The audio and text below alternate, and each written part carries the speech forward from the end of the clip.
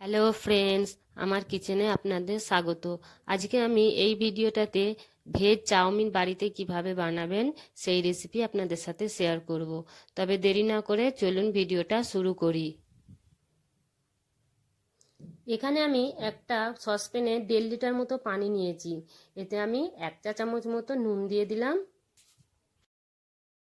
এতে আমি 2 চামচের মতো তেল দিয়ে দিলাম। এখানে আমি পানিটাকে খুব ভালোভাবে ফুটিয়ে নিলাম।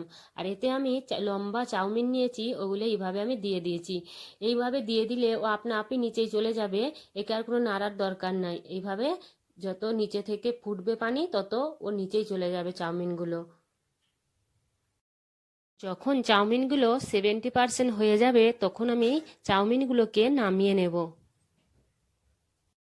এখানে প্রায় 70% চাউমিনগুলো হয়ে গেছে। এবার আমি চুলো থেকে নামিয়ে চাউমিনগুলোকে ছেঁকে নেব। এখানে আমি চাউমিনগুলোকে খুব ভালোভাবে ছেঁকে নিয়েছি। এতে আমি সঙ্গে সঙ্গে ঠান্ডা পানি ঢেলে চাউমিনগুলোকে ভালোভাবে আমাকে ধুয়ে নিতে হবে। চিমটি করে চাউমিনগুলোকে এইভাবে একটু ছাড়িয়ে ছাড়িয়ে দিতে হবে। এতে আমি একটু তেল দিয়ে দেবো। ভালোভাবে একটু তেল দিয়ে এগুলোকে একটু নেড়ে আমি এইভাবেই কিছুক্ষণের জন্য ছেড়ে রেখে দেবো। এখানে আমি একটা কড়া নিয়ে নিয়েছি, তাতে একটু টুকরো টুকরো করা আদা রসুন আমি এতে দিয়ে দিলাম। এতে একটা আমি মিডিয়াম সাইজের একটা পেঁয়াজ এতে অ্যাড করে দেবো। এখানে এবার আমি স্বাদ অনুযায়ী একটু নুন দিয়ে দেব। এখানে আমি পেঁয়াজগুলোকে লাল লাল করে নিয়েছি। এবার এতে আমি কিছু লম্বা লম্বা করে কেটে রাখা সবজি অ্যাড করব, যেমন গাজর আর বাঁধাকপি আর একটু ক্যাপসিকাম আমি এটা লম্বা লম্বা করে কেটে রেখেছি, এগুলো এতে অ্যাড করে দেবো।